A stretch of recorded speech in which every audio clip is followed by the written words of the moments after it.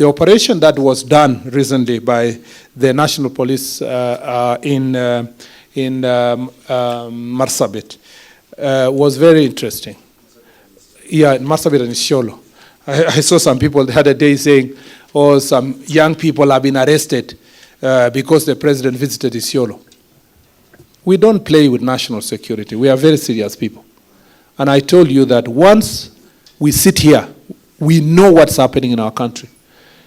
There have been criminals from the Oromo Liberation group that have been bringing drugs from neighboring countries. And they have been hiding somewhere in Marsabit and Isiolo. A number of the people we arrested who are aiding them, including professionals like doctors, who have been arrested, who've been helping facilitate these criminals in their activities, criminal activities, but also in selling the drugs that they have.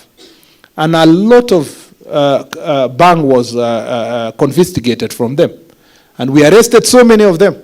And that's why when we say we need support of the media, when it comes to crimes like this that are affecting our nation, we must, all of us, speak in one voice. Forget about the politics. When the president spoke in Isiolo, he was speaking out of information about what is happening in our country. And let me tell you this. Those leaders, including county officials that were arrested, will face the full force of the law. And I must say this. They are elected officials and leaders who are hiding behind political action by mobilizing young people, giving them alcohol, and asking them to come and heckle their competitors in meetings and dragging them to make sure that they do so on their behalf. We are coming for you. And when we say we are coming for you, we mean it. You saw what happened in Kakamega the other day, where politicians coming to a funeral of a person they don't call anything. They don't even know. They have absolutely no relationship. Family that is mourning. Because of your political competition, you know, you're asking weekend, where is the biggest funeral around? Who has died somewhere? You start organizing young people, give them drugs, give them alcohol, bring them to a funeral that you are not invited in the first place, arriving there to cause mayhem and fights. And you saw how they were really fighting. It was extremely unfortunate. Before a family that is mourning their person. And you know, you've seen they have recorded statements. The governor of Kakamega will record a statement. You saw the former CS recording a statement. And everybody will be held into account. We cannot continue allowing any person in this country, because of their position, to use our young people to destroy their future. And we're not if that is how to protect politics, let the politics stay. We will not compromise any person and this kind of behavior because you will tell us that you will bring votes to the president or to this government. We are not going to sell the future of our country for the sake of votes. You can stay with your votes, but you will rot in jail. We will make sure that you take the responsibility that you must take. We know students that have been in the university forever. Yeah, at the University of Nairobi, they have been in the previously notorious students who never finished school. And they're very rich. And they are doing no business. And extremely influential. And they are in the leadership of the student leadership. So you have that line of students. We must be able to investigate why a student is not leaving school. You know, pretending to finish that course and move to another course sometimes, or delaying their finishing their school, or, you know, in many other of these universities, we must take deliberate effort to make sure that we deal with those type of students because of the business they are doing around.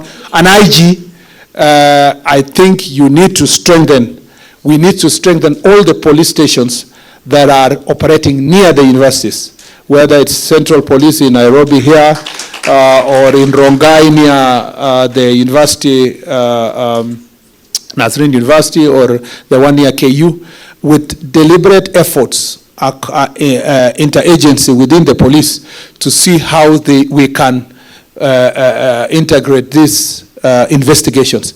You know, in the past, we were told, I don't know, we used to be told when I was in the university, that some of these students are not students. Yeah? They are police officers, they are busy.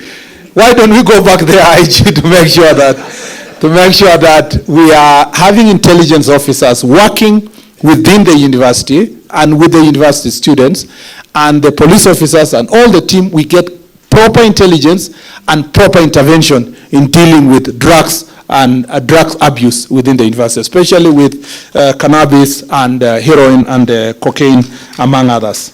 Everybody speaks about the struggles they have with a brother, a sister, a neighbor, a parent, and forget about neighbors. I mean, very close nucleus family members who are struggling with alcohol. So this is a very serious issue.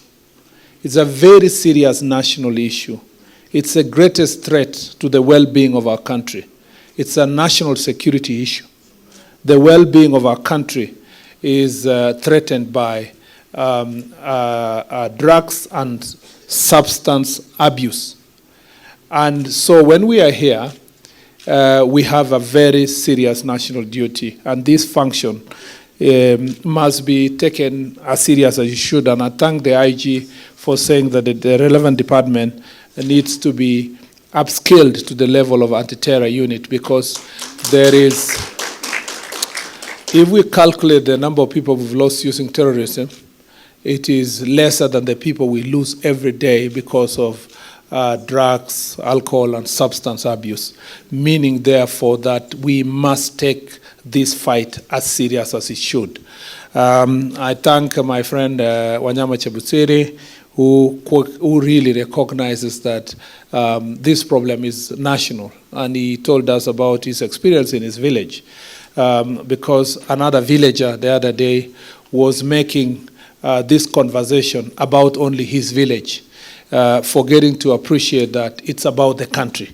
And we cannot make this conversation about your tribe, your village, your community. This is a serious national issue that does not deserve to be reduced to political boxing. It is important for all of us to make sure that we take this thing very serious. And as a government, and you saw the IG speak here, the IG has spoken as the Inspector General of the Republic of Kenya to signify the fact that we take this thing seriously nationally.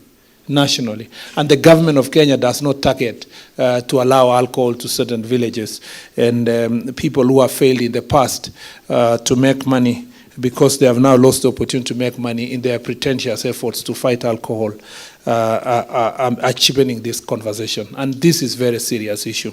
This is a very serious issue. It's a very serious national issue. It's the greatest threat to the well-being of our country. It's a national security issue.